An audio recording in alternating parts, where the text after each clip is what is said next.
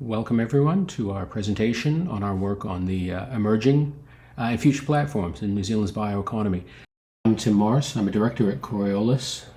With me is Virginia Wilkinson. She's our research director. We were the lead researchers on this project, and we're looking forward to taking you through it here today. This is going to be a brief summary of our work. There's over 1,300 pages of material developed in this project, so there's a lot here. We're just going to go through it at a really high level, present from the different documents that we've done, and talk to some of the high level work that we did in the themes, really as a teaser for you to go and get into the material more than anything else. So first we'd like to thank the lead organisation, Ministry of Business, Innovation and Employment. This project was also supported by MPI, Ministry of Primary Industries, Ministry for the Environment and NZTE. Also thanks to all of the other sort of businesses, academics, etc., researchers who helped us out with this project. Really appreciate it. Thank you. This project works to a clear client brief. Obviously this is just a very brief summary of the client brief, but really the challenge we're looking at is New Zealand's economic activity is no matter how you look at it, exceeding environmental limits. We need to deal with that. What we're trying to do here is develop an evidence base to enable New Zealand's bioeconomy to further develop, moving from the economy of the past to the economy of the future, and an economy that's more in tune with the environment.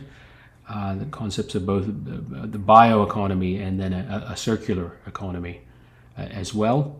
And so what we're trying to do in the document, in the research, is identify commercial opportunities that are emerging now and potential opportunities that might be viable in the future for new sectors, new platforms for New Zealand as we move into this new future. The project resulted in a suite of 6 related reports, and as Tim said, this is what we'll be going through today at the presentation. Essentially, the 6 are Finding the Way. That's essentially a screen of all the emerging and future platforms in the New Zealand bioeconomy. It's also where all the methodology sits in that one, so if you're ever lost, go back to that one. Stage 2 then looks at the 30 opportunities that are the most attractive, and during this presentation we're going to be going through one of those so you can see what that looks like. Then out of those stages came sports nutrition and weight management, biocosmetics and marine bioactives. These were all the 3 sort of high potential platforms, along with others that were also very attractive. And then supporting all of this research is the situation and capabilities. Essentially that looks in more detail at the resources that we have in New Zealand to work with, the resources of the bioeconomy, and also looks at what some of our capabilities are within those. So the first document we're going to talk about is Finding the Way. This was the first stage in the screening process that we used here. So in Finding the Way, we were looking at basically boiling the ocean, the universe of everything that was possible, bringing that down to 100 products, platforms, would be the better word for those, and then identifying 30 high potential platforms within that. The document's organized as a high level for a big document. An introduction, there's then looking at the situation, the complication, and the resolution. Why are we here for the whole project? Why is the whole project here? Then discussion of the screening methodology and the process, the identification of the 100 products or platforms, and some appendices. The situation is that the world primarily wants biomaterials. Biomaterials here just meaning things that come from farming, things that come from forestry, things that come from fishing or aquaculture. The world primarily wants biomaterials from New Zealand in terms of our exports, and as a result, the bioeconomy is critical to the total New Zealand economy. What's the complication to that? The wider bioeconomy is New Zealand's largest single contributor to climate change. Unlike other countries like Japan or Germany, which are highly industrialized, New Zealand is still primarily an agrarian economy and a service economy, and so most of our contribution to global climate change is coming from our wider bioeconomy. So what's the resolution? What's the solution we're trying to get at here? The New Zealand bioeconomy can shift from being part of the problem to being part of the solution, and that's what we're trying to do with this work. At the simplest level, the bioeconomy produces, and you just really break it down, the bioeconomy produces and processes biomass, i.e. the bio part of the phrase, for sale in markets, the economy, to consumers and other suppliers to them. So what we realized as we thought about the problem is New Zealand has biomass production and harvesting systems. We've got to make biomass to feed into the system. That biomass flows into various organizations with various names, but they handle it, they sort it, and they process it. That can be everything from a sawmill, a dairy plant, a fishing boat. Those primary processors produce products. Those often go to others for further processing. A simple example of that would be milk powder, then going to another processing facility where it might be made into infant formula. Those products ultimately, and there may be multiple stages of that, produce products that finally go to markets. So again, just still on the situation here, the bioeconomy accounts for 60% of New Zealand's land use. So New Zealand, much as it's often called a small country, is actually a reasonable sized country, similar in size to Italy, the United Kingdom, or Japan. Most, about 60% of New Zealand is used for producing biomaterials. The wider bioeconomy accounts for at least a quarter of all employment in New Zealand, depending on how you think about tertiary sectors and service providers. So when you look at the New Zealand bioeconomy and the jobs that it creates, the core bioeconomy creates 14% of all jobs in New Zealand. Other related things like supermarkets, food service, garden supplies, other retailers, pharmacy, etc., that use primarily or sell primarily biomaterials, brings you up to 25% of the economy. Research done in the U.S., which very good research done in the U.S., showed that in the U.S., for every job in this core bioeconomy, as we've defined it, another job was created supporting it, and that is very clear in the New Zealand context as well. So arguably, and we would stand by it, that probably 50% of jobs in New Zealand rely on the bioeconomy one way or another. You think about things like advertising agencies or banks. The products of the New Zealand bioeconomy account for at least 2/3 of New Zealand's total exports of goods and services. Food and beverage being the big one within that, wood products, and then obviously there's a range of other things that aren't in the bioeconomy. Human activity is leading to increased greenhouse gas emissions. This is the global picture. We've got surging carbon dioxide, surging methane, and surging nitrous oxide. New Zealand's emissions are not declining at the same time. New Zealand's carbon dioxide emissions are relatively stable. Our methane emissions are stable to modestly declining, and our nitrous oxide emissions are surging. So we've made commitments globally in various agreements, the Paris Accord and elsewhere, that we're going to reduce these, but they're not reducing. As a society, we want our bioeconomy to deliver on these objectives. We want it to maintain and grow this incredible employment that it creates for us. We want it to ensure a stable domestic supply of food, fiber, and wood. We want to grow export revenues, and we want to maintain or grow our contribution to GDP. While at the same time, the bioeconomy is going to face higher wages, higher labor. We want to be a richer country. We want to pay people more. We're going to have more rules and higher compliance costs. That's just a fact of life. We're going to have higher energy costs, and there's going to be less land and less usable water space. And at the same time, to achieve our national and global targets, we must emit less carbon dioxide, create less methane, create less nitrous oxide, and send less waste to landfills. So this is the problem we're trying to solve, and we're trying to find products, platforms within the bioeconomy that can help us get to this. So these challenges, the problem we're trying to solve, led to the 6 strategic themes. So this is sort of how we devised the scorecard that would allow us to say which of the products made sense in our future. So those were, we're going to need more biomass in this bioeconomy of the future. We're going to need to increase our amount that we value add. We're going to need to build the resilience. We've seen through COVID. We've seen through war in the Ukraine. We're trying to build both regional resilience and resilience in our systems to shocks. At the same time, we need to reduce agricultural greenhouse gas emissions.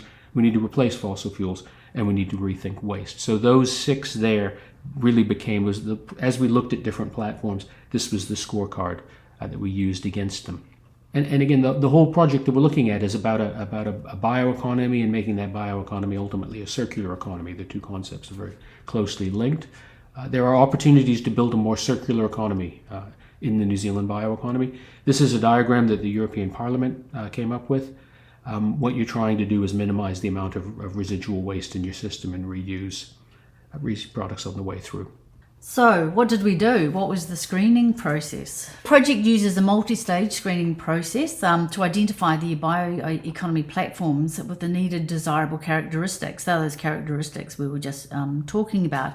So essentially imagine a big pool of ideas that goes through a funnel to get the ones that are most attractive falling out the end. We had to start with a stage 0, looking at all the different sort of products, platforms that we have in New Zealand, and they were filtered down to the 3 priority platforms that we were then detailed in more. So what we found is that we actually had 2 different systems and 2 different ways we had to look at it. So one was the biomass production system. So that's the agriculture, silviculture, aquaculture, etc., what we're actually producing, e.g. farming. And then the biomass processing systems, i.e. what are we sort of milling or killing or cutting up, etc. So we looked at it separately, that then fed into this funnel.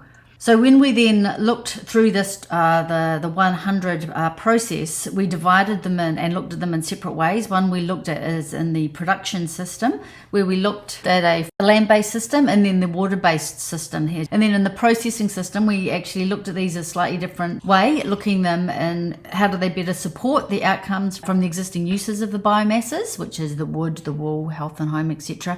We looked at how to support better farm inputs, so the feed, fertilizers, pesticides, etc.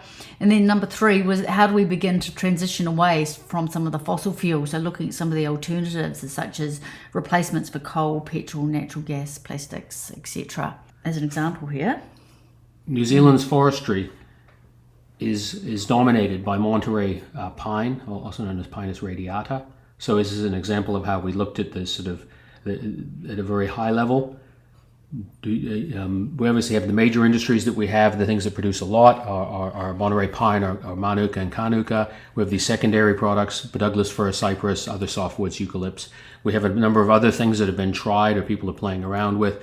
We have things that are at hobby scale, some native species, obviously a wide number of native species that aren't selectively harvested or not harvested at all. And then there's products that are produced globally that aren't farmed in New Zealand. Within forestry then, so we identified everything in the universe. We then scored them against this, what we called Screen 0. We didn't originally plan to do Screen 0, but we realized we needed to do it because we needed to get down to a short list of 100 from what was effectively everything possible on Earth. So in this forestry example, we did a quick screen.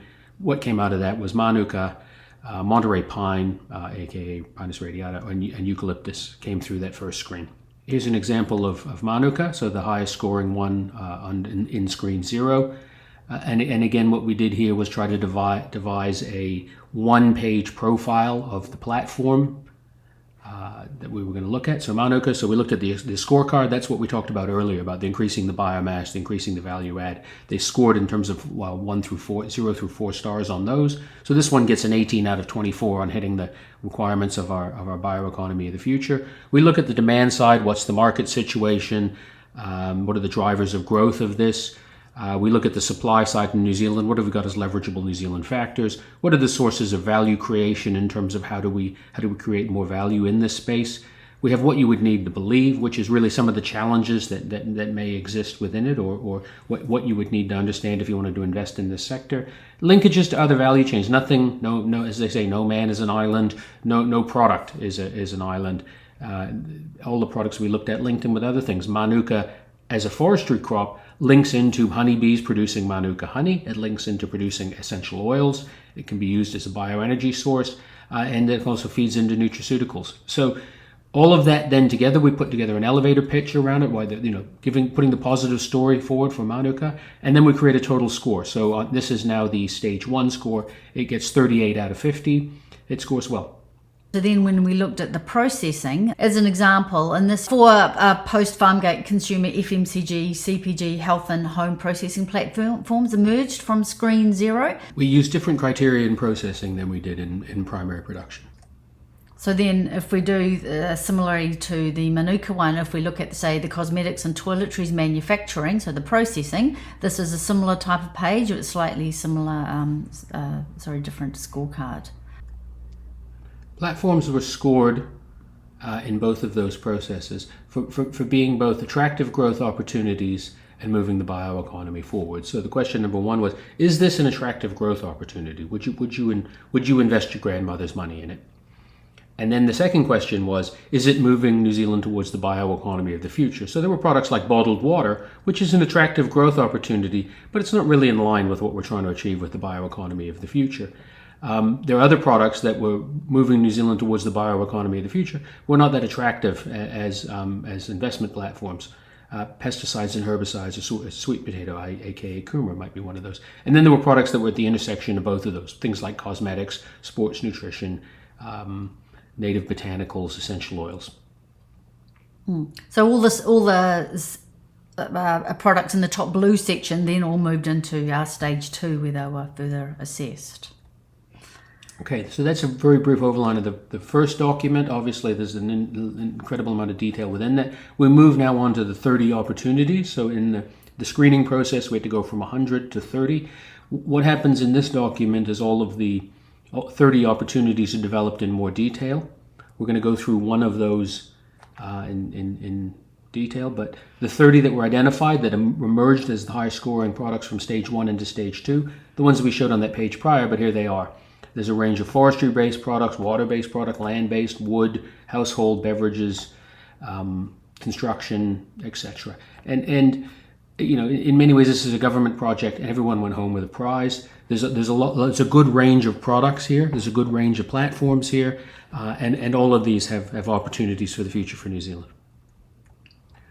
We're going to talk about one of the 30 in detail, just to give you a feel for how these work. So the one that we're looking at here is essential oils. So essentially, this platform scales up essential oil production from a local biomass to supply a wide range of further processes. This is just an example of what we did for all of the 30 platforms. So we did the situation, the complication, and the resolution. Conceptually, this opportunity extracts the oils from leaves and flowers to make essential oil for food, household, cosmetics, and health sectors. Essential oils are a critical middle step to a wide range of platforms in the bioeconomy. So what we did here for each of the 30 platforms is we looked at what are the main production system that can feed into it, what's the biomass handling in, say, the primary and sometimes in their secondary processing system, i.e. in this case the essential oil extraction, and then what does that then enable, or what does it feed into, like a wide range of other sectors. Like Tim said before, then there's no product is an island on its own. It feeds into multiple other products. New Zealand biomaterials are a key ingredient in a range of essential oils, often blended or added to a carrier oil. What can you do with essential oils? What are these things? They flow into a huge amount of things that you probably got in your house today. Things like aromatherapy, air fresheners, cosmetics, candles, medicinal oils, skin health, perfumes, food ingredients, etc. And then essential oils is in line with the desired direction for the bioeconomy. So then we're looking at, these are the same 6 indicators that we looked at earlier. So then for each of them, we reviewed, for example, is this increasing value add? So they're obviously a really high value output. They're an ingredient with sort of high value products that then go into other high value products. So it's a win-win there. Essential oil production can be part of a wider circular system. So in this example, this is an example of how the essential oil goes into the circular economy. So it's got, obviously we can get high yields, we can use regenerative practices, and then through a sustainable design with low packaging per kilo, we can use modern plant and equipment, especially easier at the beginning of a process. We can have potential for alternative energy sources. We can have reverse supply chain, and we can convert used waste into alternative sources of energy, i.e. the idea being that everything goes back in and stays within the system and can be used again. The essential oil firms, when we went and had a look, are located across New Zealand. There's also a wide range of other current and potential stakeholders that would be interested in the opportunity to grow this platform. So there's a range of strong economic arguments around, why this platform, why are we looking at it? Obviously, it's an important ingredient. It's a high value output, as we mentioned earlier. It's got proven capability with people investing in the sector. It's an extensible platform in that it can be moved into a range of ingredients, perfumes, etc. and it's got a big opportunity for import substitution.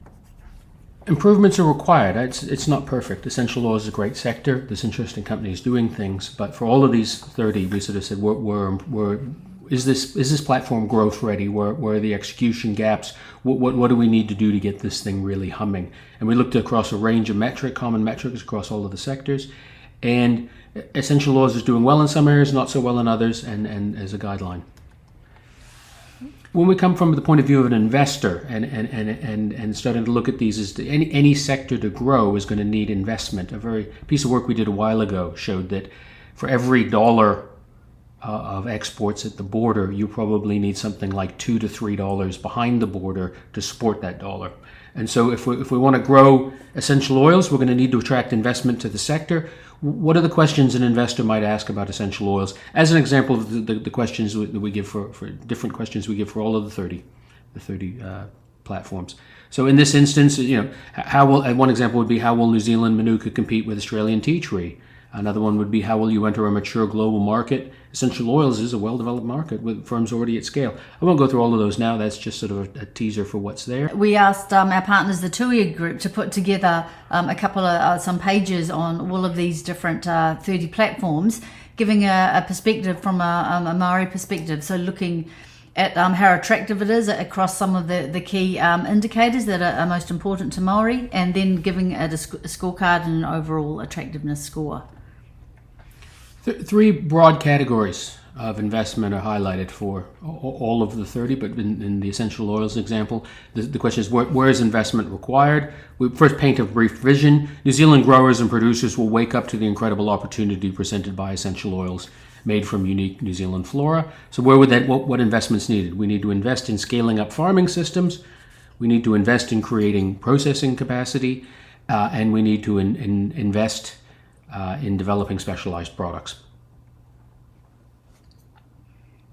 So then, as a result, that was just a brief run through of the essential oils at the stage 2 level.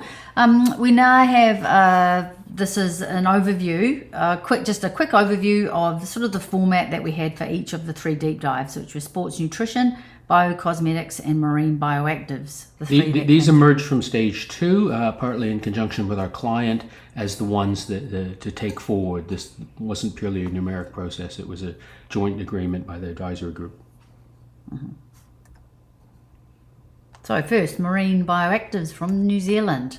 So essentially, with this one, each of them has a slightly different format because they're they're a different industry, different product. So with this one, that was essentially what are they? So a bit of a definition around it is, what do we have as a resource to contribute to marine bioactives?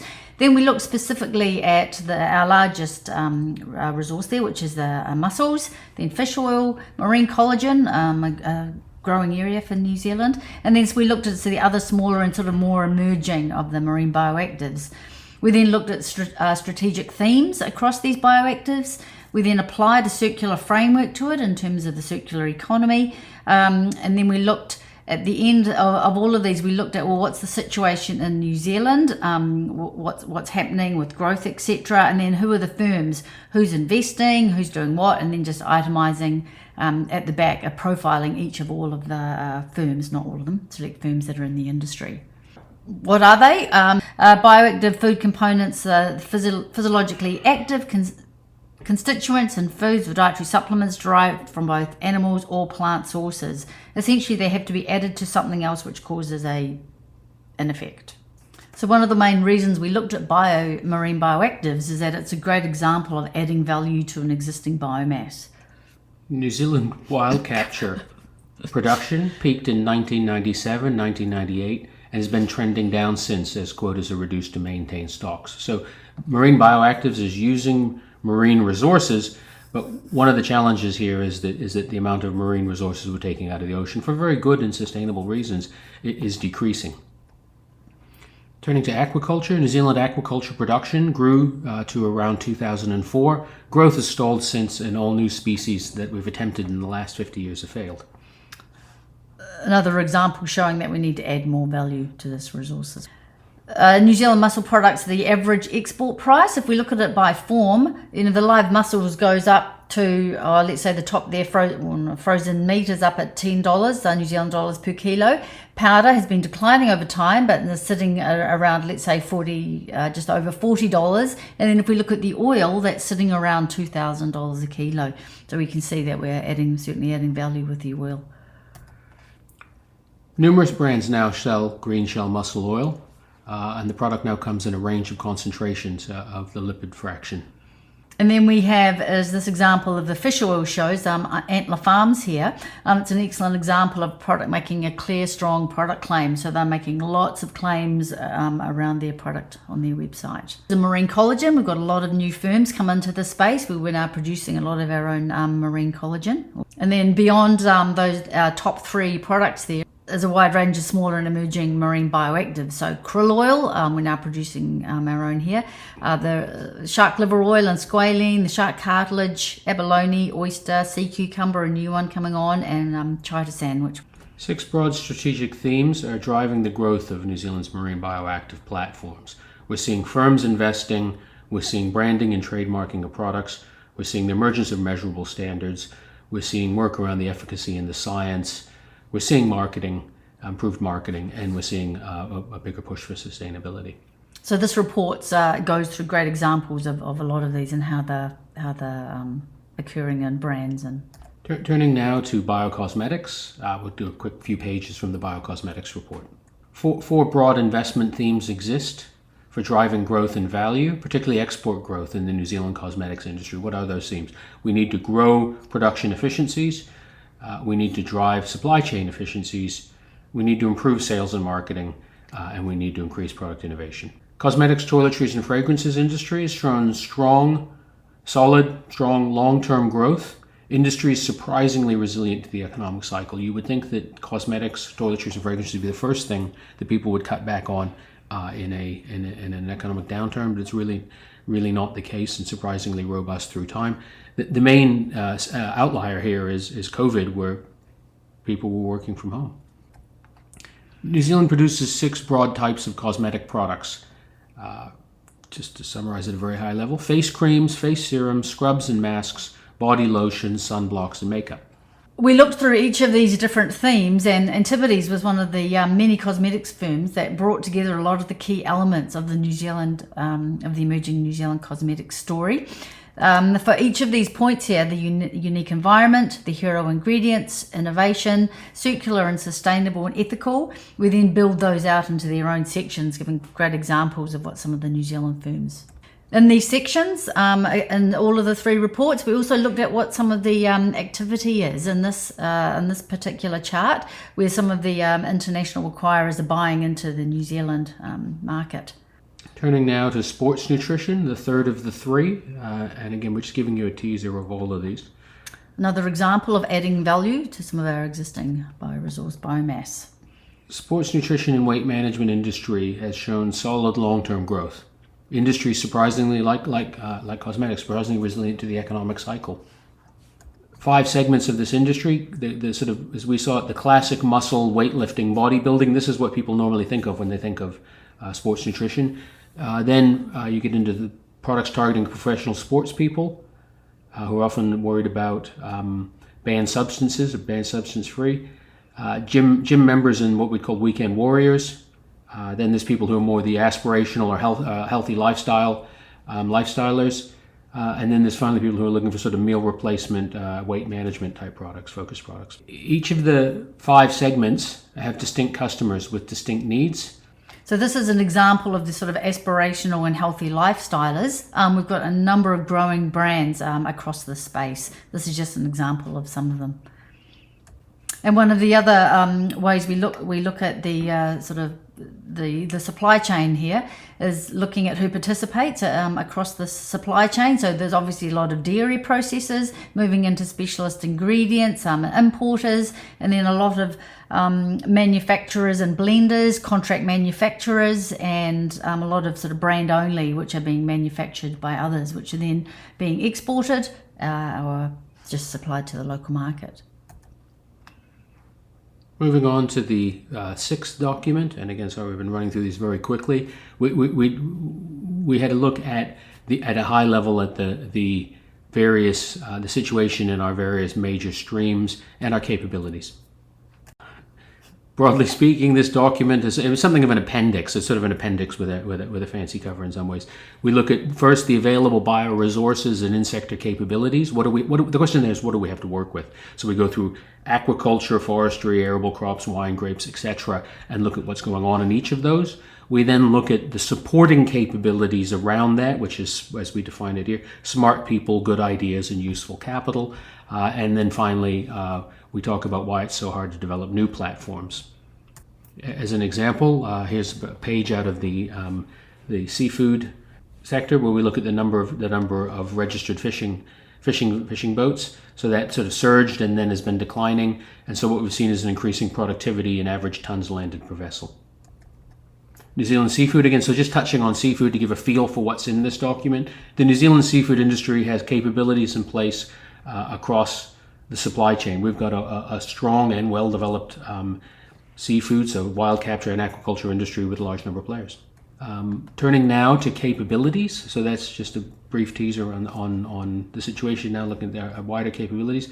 As I said before, we see it, the core of this is you've got to have a functioning market bioeconomy. And then around that, what we as a wider society, as government, as universities, everyone else can do, we need smart people, good ideas, and useful capital to push on that. Then turning to driving growth or change, what are the drivers of an internationally competitive bioeconomy? This actually comes out of some work we did in Australia a few years ago, but you've got to have available resources. You've got to have land and water and labor and inputs. You've then got to be able to produce biomass. You've got to be able to process it, handle it, and then you've got to have access to markets. The government often talks about this, but it can't really drive the core of it. The middle bit is driven by industry. So that kind of wraps up the presentation and where we are. We've gone through a lot of material, as I said, 1,300 pages of material, and is there. That's really just acting as a teaser, and I hope it encourages you to dive into the documents that interest you. Obviously, some audiences may be interested in some documents, some audiences may be interested in others. But thank you for taking the time to listen to us. And if you've got any questions, observations, complaints, comments, please contact us, reach out and contact us. We always love to talk about our work. Thank you.